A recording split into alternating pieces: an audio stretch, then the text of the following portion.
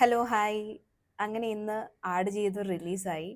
ഞാൻ ഇതുവരെ ഒരു മൂവി റിവ്യൂ ഒന്നും ചെയ്തിട്ടില്ല. അങ്ങനെ അതിൻ്റെ ടെക്നിക്കൽ ആസ്പെക്റ്റിൽ സംസാരിക്കാനൊന്നും എനിക്ക് വലിയ പിടിയൊന്നുമില്ല. പക്ഷെ ആടുജീവിതത്തിനെ കുറിച്ച് എന്തെങ്കിലും എനിക്ക് സംസാരിക്കണം തോന്നി. ഞാൻ ഇന്ന് മൂവി കണ്ടു.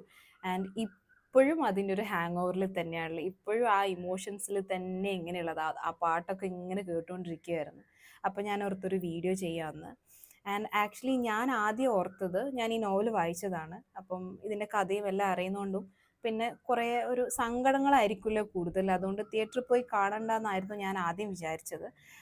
പക്ഷെ ഞാൻ ഇന്ന് പോയി കണ്ടു. അതുകൊണ്ട് തന്നെ ഞാൻ പറയുന്നത് എന്തായാലും തിയേറ്ററിൽ പോയി തന്നെ കാണേണ്ട മൂവിയാണിത്. അല്ലാണ്ട് നിങ്ങൾ please don't wait for O T T. O T ടിയിൽ വന്ന് കാണേണ്ട ഒരു മൂവി അല്ല ഇത്. അത് ഭയങ്കര നഷ്ടമായി പോവും. അതുകൊണ്ട് എന്തായാലും തിയേറ്ററിൽ തന്നെ പോയി കാണേണ്ട മൂവിയാണ്. അതിലെ സോങ്സ് ആണെങ്കിലും എല്ലാ കാര്യങ്ങളും അതിൻ്റെ വിഷ്വലി ഉള്ള കാര്യങ്ങളാണെങ്കിലും സോങ്സും ഓഡിയോ എല്ലാ കാര്യങ്ങളും തിയേറ്ററിൽ പോയി തന്നെ എക്സ്പീരിയൻസ് ചെയ്യണം.